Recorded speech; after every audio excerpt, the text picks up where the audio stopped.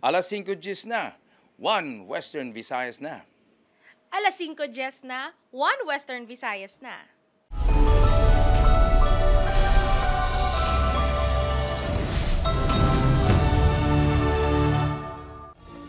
Mga balita ang atong tutukan sa bunga Lunes. Mga nag-file sa COC sa weekend, tubtob sa bunga adlaw. Mas nagdamo pa pero mas balantayan ang mangin sitwasyon buwas.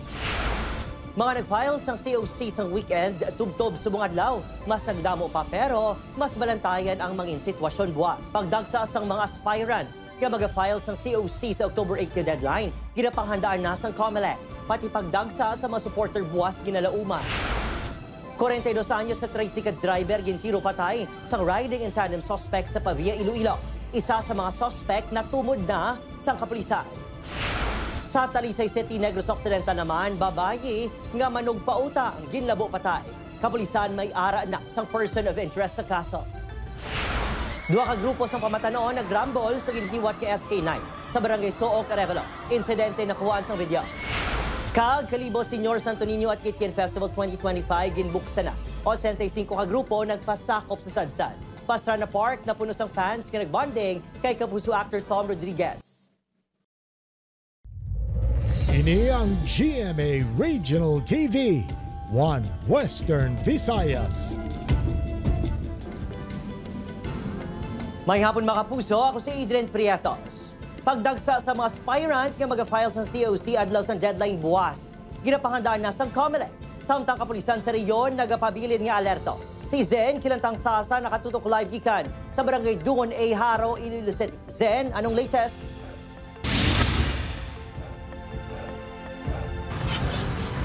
Adrian, isa kaadlaw antes magtakop ang COC filing, amat-amat na nga nagdagsang aspirants sa mga filing venue. COMELEC nagapanawagan sa mga politiko nga hindi na paghulaton pa ang last minute sa COC filing.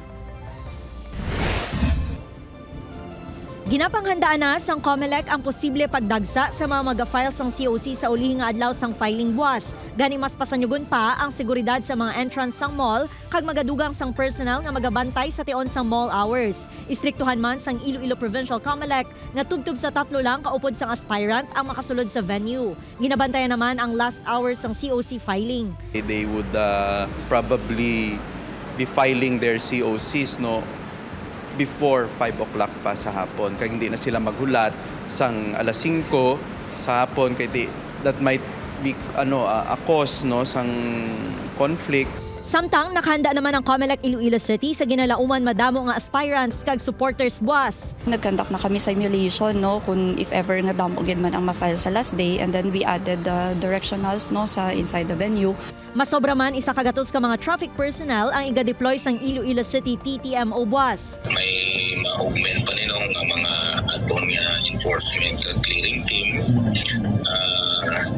May mga police auxiliary units kita. Sa probinsya, nagsumite na sang COC si incumbent Governor Arthur Defensor Jr. kagang iya running mate nga si Anilaw Mayor Natalie Ann de Buque nga magapapili bilang vice-gobernador sang probinsya sa eleksyon 2025. Lakip man sa nag-file sang COC si 4th District Representative Ferdinand Beron. Sang Sabado, nagsumiter man sang COC sa pagka-vice-gobernador si 5th District Representative Raul Tupas. Upod siniyang iyati ayon nga si Board Member Binky Tupas nga magapadalagan sa pagka-representante sa Quinto. Si incumbent 1st District Representative Janet Garin nag-file man sang COC para sa iya re-election. Sa among adlaw, nag-file man sang COC si Anay Police Major Charlie Sustento sa pagka-representante sang 4th District. Sa syudad kag probinsya sang Iloilo, nagdangat na sa 434 ang naka-file na sang COC. Sa Antique, nag-file na sang COC si Governor Rodora Cadjao nga magapadalagan sa pagka-representante sang probinsya. Upod sini si DILG USEC Jonathan Tan nga magakandidato sa pagka-gobernador kag running mate sini nga si Anay Kaluya Mayor Genevieve Reyes. Sa Aklan, nag-file naman para sa re-election si Aklan Governor Jose Enrique Miraflores. Sa last days sang filing sang COC sa Bacolod City, ginalauman ang pagsumiter sang Team Ascenso Bacolod ni incumbent Mayor Albi Benitez sang COC buwas. Si Benitez ang ginapahayag nga magapadalagan sa pagkarepresentante sa Bacolod City. Mangin katandem ni Benitez si Congressman Greg Gasataya nga ginapatihan magapadalagan bilang alkalde. Ginapanghandaan man sang kapulisan ng seguridad. Ginapaabot man nga mag-file si incumbent Vice Mayor Elcid Familiaran bilang kongresista o kon alkalde. Sa karon Sunday anay Mayor Bing Leonardia kag Romy Gustilo pa lang ang nag-file sa pagkakongresista sa syudad. Nagapabilin nga nakaalerto ang kapulisan samtang wala pang matapos ang filing.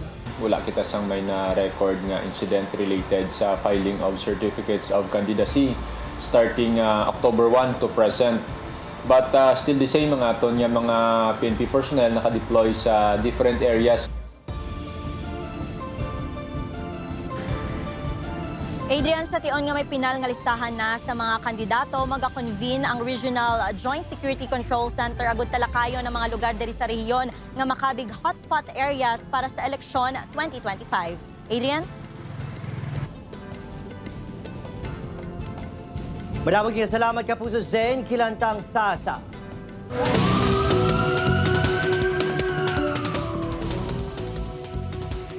Mga puso, para naman sa dugang ang mga balita gikan sa Iloilo City kag Isla sang Panay. Maging kaupod naton si Kim Salinas. Kim? Maramong nga salamat, Adrian. Tricycle driver patay sang gintiro sang duwa ka lalaki nga nakamotorsiklo sa Pavia, Iloilo. Isa sa mga sospek na kilala na. Biktima, posible nasalaan na asset sang kapulisan. Yaring balita nga aton gintutukan.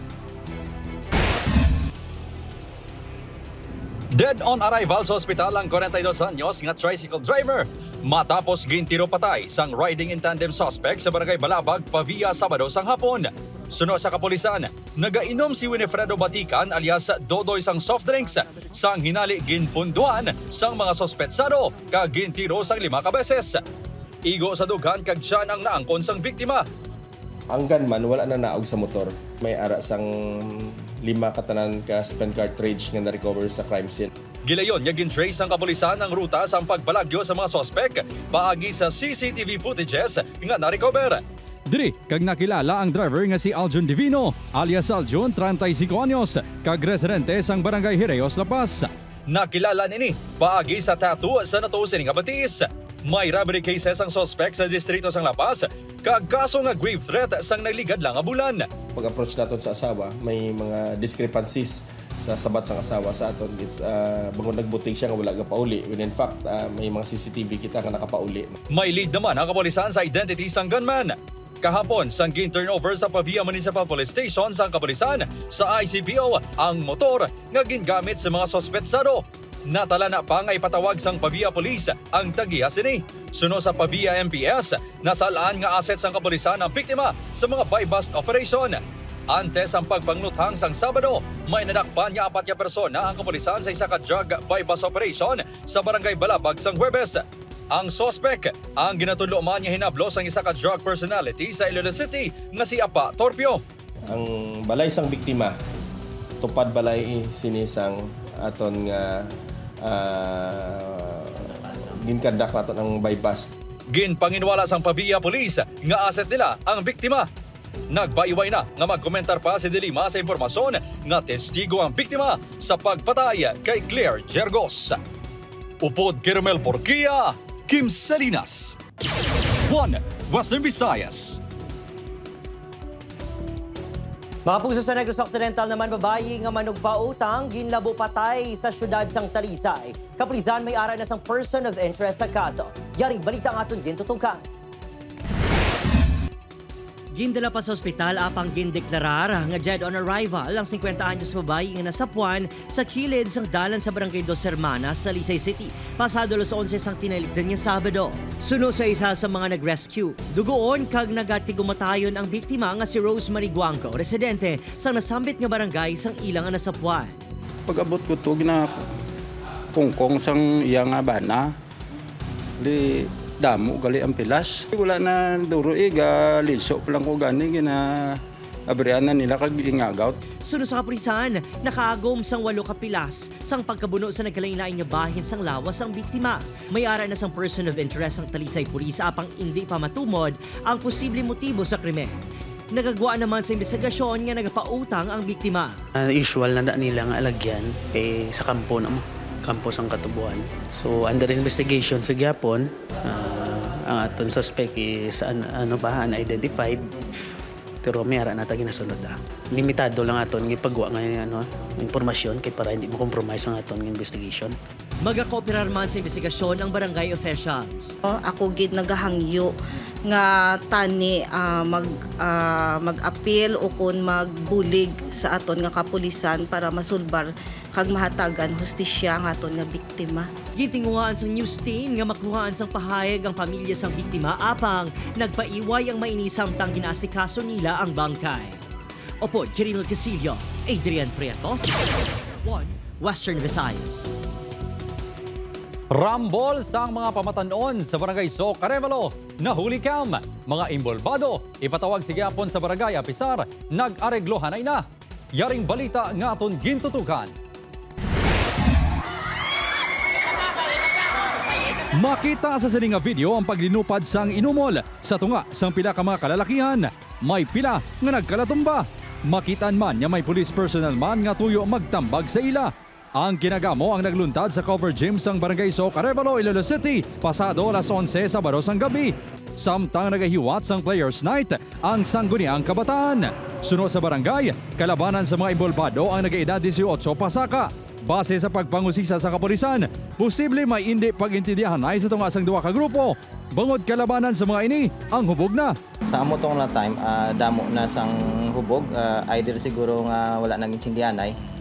Because man siguro sa isa ka reason guro ang hampang sa sport siguro nga by team base sa simple nga tulokay dito nag-cause sang rambol. Gilayon man yan nauntat ang kinagamo kag gindesisyonan nga hindi na pagpadayunon pa ang selebrasyon. Base sa impormasyon, may mga minor nga pilas nga naangkon sang hindi matumod nga numero sa mga nadalahig sa kinagamo. Gilayon man nga nag-areglohan ay ang mga imbolbado. Plano sang barangay nga ipatawag ang mga imbolbado kag mga ginikanan nila sa nagakaigo nga intervention. May 121, 18 to 21 na edad nila naman. Patawag naman sila para di sila mag-agamuliwan. Basta talo diya, para sila may presence sila. Suno sa kapulisan, wala man sanggang sa lugar, kag isolated ang kaso sang rambol. Upod Kermel Porquia, Kim Salinas. 1 Western Visayas.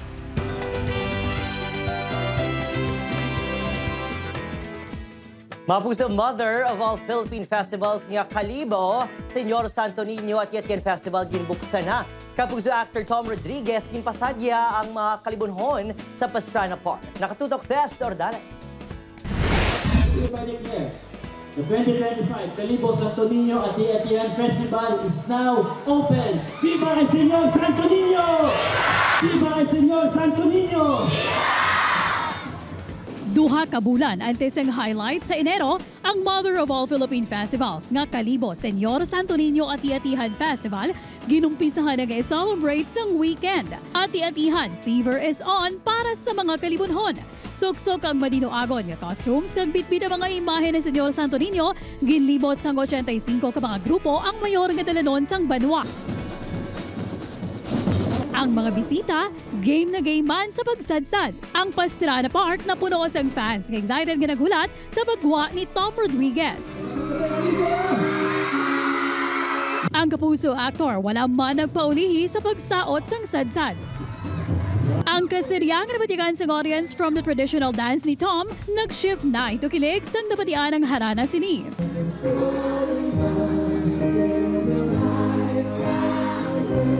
Ang fans nga malayo on stage, ginpalapitan pa ni Tom.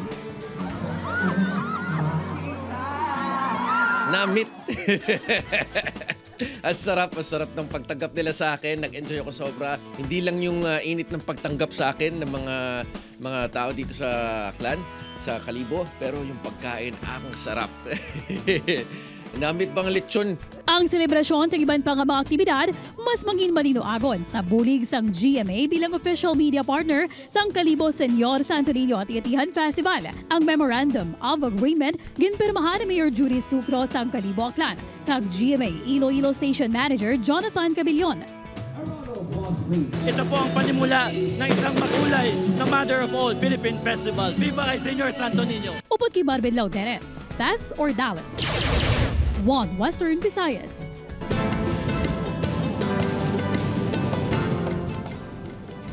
Good news mga puso kag bad news ang dala sa mga paghulag sa presyo sa gatong subong nga semana. Good news sa mga nagagamit ng gasolina bangod base sa datos. Nagikan sa mga oil company, wala sang manging pagbago sa presyo sini. Apang bad news naman sa mga nagagamit ng diesel bangod ining natanan ang magsaka sang piso kag 20 sentimos kada litro. Si 30 sentimos naman nagkasaka sa presyo sang kada litro sang kerosene. Igapatuman ang adjustment sa presyo sang gatong buwas October 8. Ini ang GMA Regional TV, One Western Visayas.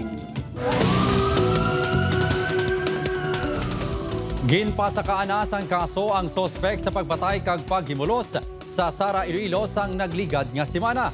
Kaso nga rape with homicide kag rape ang ginpasaka sang kapulisan batok sa sospek nga si Ricardo Teruel nga positibo ginkilala sang 17 anyos nga dalagita nga nakaluwa sa krimen kag isa sa ginaaligar nga ginhimuslan man sang sospek. Matandaan nga nasapwan patay ang 44 anyos nga si Grace Fortaleza sa iya hiligdaan sa barangay Arante sa Balay Sinigo sa Diin. Iya upod ang 17 anyos nga dalagita. Sa eksaminasyon, nakitaan sa indikasyon nga pati si Grace ang ginhimuslan man. Nag-request kami sa Regional Forensic Unit for the conduct of DNA analysis base dun sa semen fluid na nakuha both dito sa ating victim. Kung i-compare yun, kung what will be the result, makukonclude natin kung ilan yung perpetrator, kung isa ba o may kasama.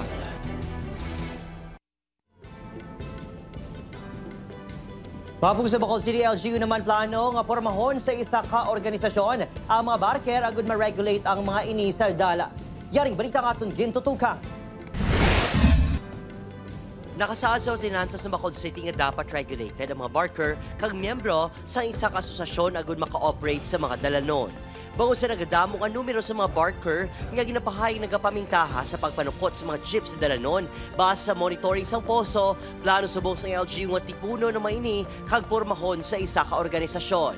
Pag naghatag ko no sang jutay daw pangaki sila kag way sila ginasikaso sa Mayo ba nagbantay na salakyan na medyo may ka-scratch da siguro. Ang gakos pagida sa ilang nga patras sa banting gakos ang traffic. Kapin 50 ka barkers ang duwig ipaydalom sa LGU sa isa ka organisasyon na gumatagan sa special permit to operate. Pabor naman sa siningatikang ang pila ka barkers. Pag lang ang aralang. Kagong matiluan na mo na ano ko kami. Kaya para nga kami, hindi kami ayamoton sa mga pulis ba? Tapos yung kami sa pulis ni, nadakop kami sa pulis ni. Opod Kiril Casillo, Adrian Prietos, One Western Visayas.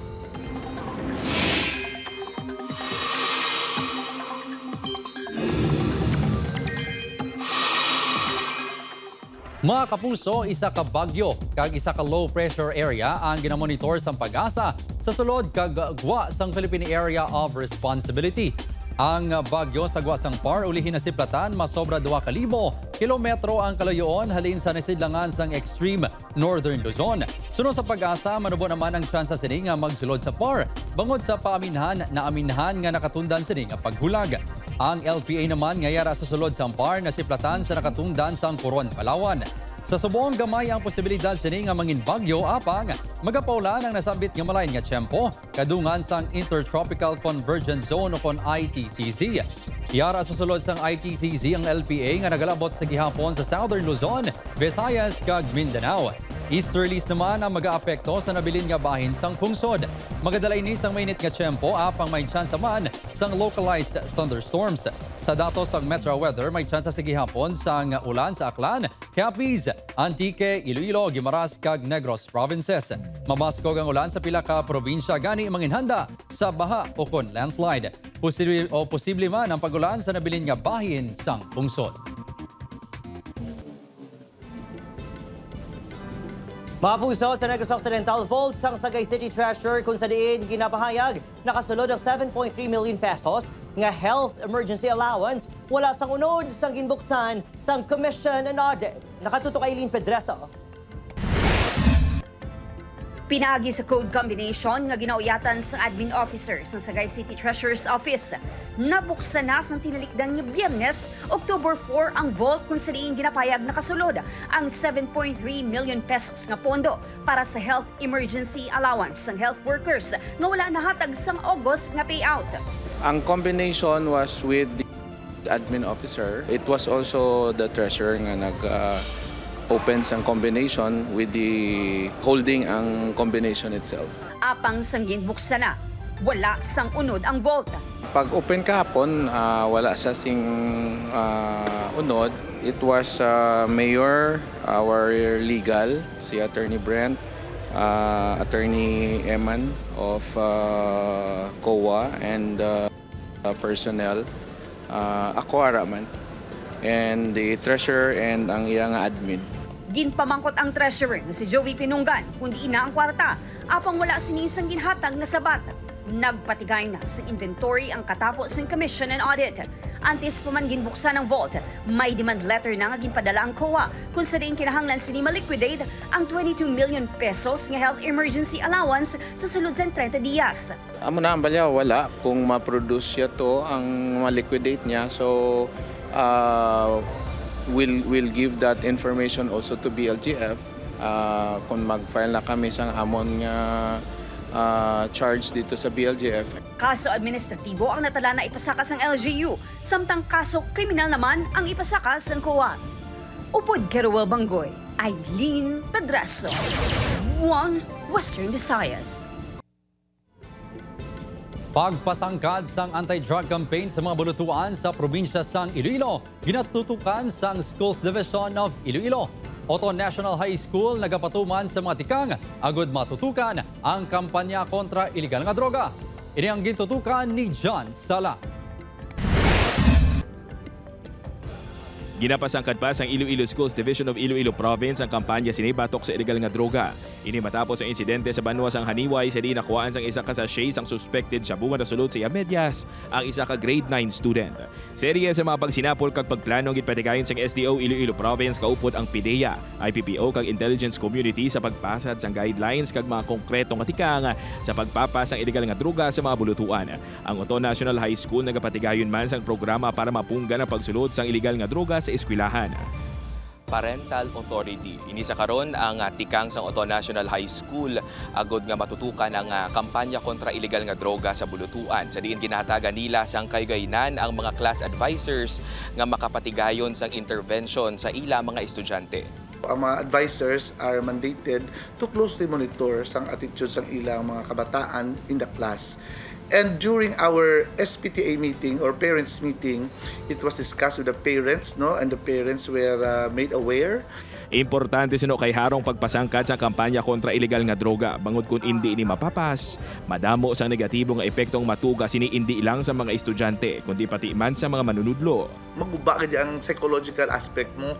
So madula man ang competence mo, madula man commitment sa trabaho. Number one gidya, apektado ang professionalism nila.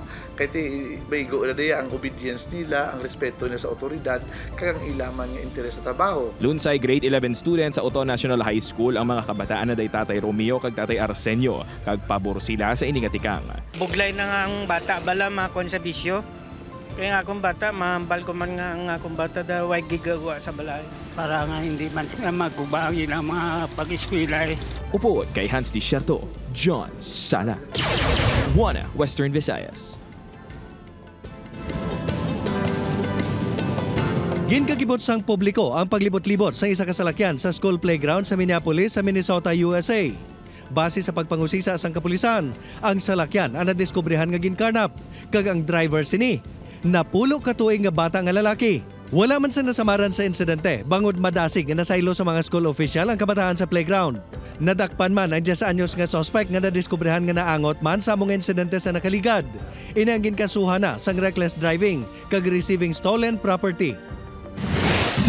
Nasaksihan ng dalagko kag madinuagon nga mga balon sa kahawaan sang Albuquerque City sa New Mexico sa Estados Unidos. Inang kadungan sa ginatawag nga Mass Ascension, kaangot sa 52nd Albuquerque International Balloon Fiesta.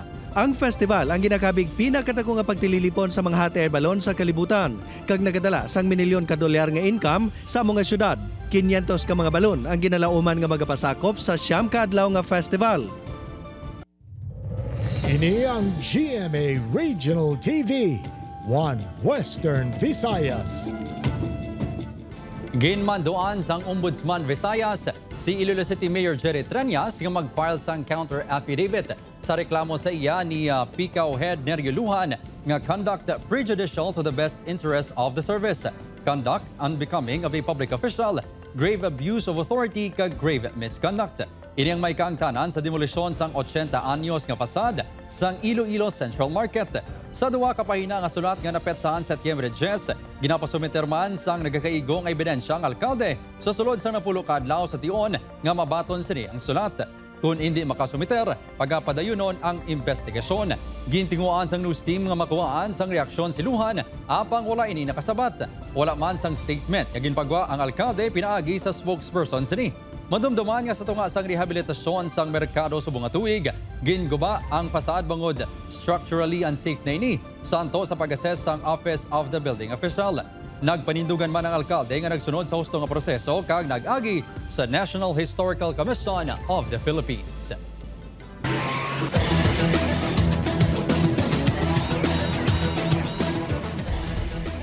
Kapuso, mas nag-iinit naman ang kompetisyon sa mga team samtang naghihilapit na ang pagtakop sa round 1 sang NCAA Season 100 Men's Basketball Tournament. Sa karon patas na sa nahauna nga pwesto ang Binil Blazer kag ang Mapua Cardinals nga pareho nga may 6-2 win-loss record. Yara naman sa pangatlo nga pwesto ang Letran Knights nga may 6 kadaog kag 3 kapyerde. Pang-apat ang defending champion nga San Beda Red Lions nga may 5-4 win-loss card. Nagapangulihin naman sa standings ang San Sebastian Golden Stags nga may 2 kadaog kag 6 kapyerde.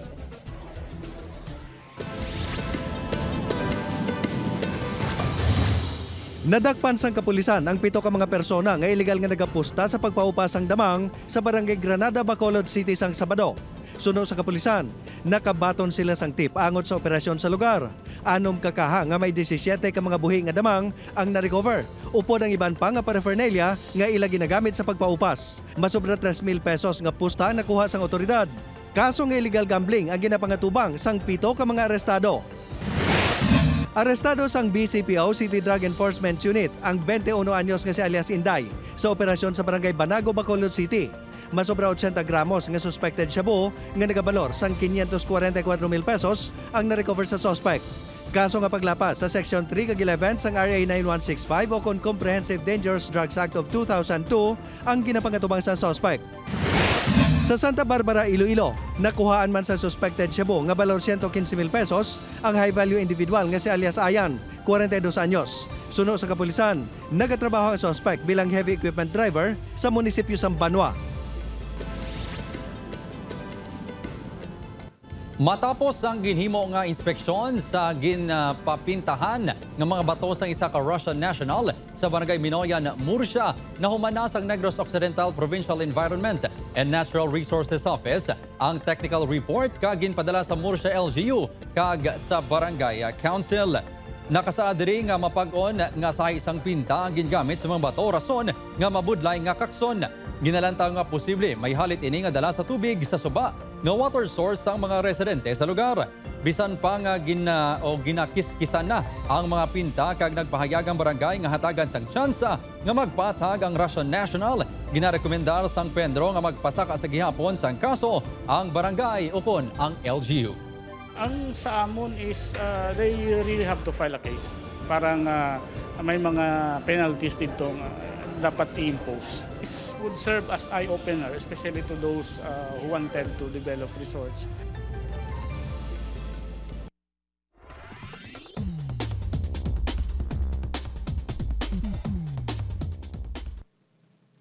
Mga puso, 79 days na lang, Pasko na. Mahimo ninyo malantaw ini episode sa GMA Regional TV official website www.gmaregionaltv.com. Pwede man mabisita kag i-click ang subscribe button sa GMA Regional TV official YouTube channel para sa mas mga updated nga balita. Sa aton mga kapuso diri sa Western Visayas, nagsubong man sa aton mga kapuso abroad, madamo gini salamat sa pagtutok. Kapuso mag-isa kita kahibaloon ang mga balita tungod local news matters. Ako sa Idan Prietos, iniwan Western Visayas, bugos sa puwersa para sa mas dakong misyon, kag mas masangkad niya pagserbisyo sa pungsod.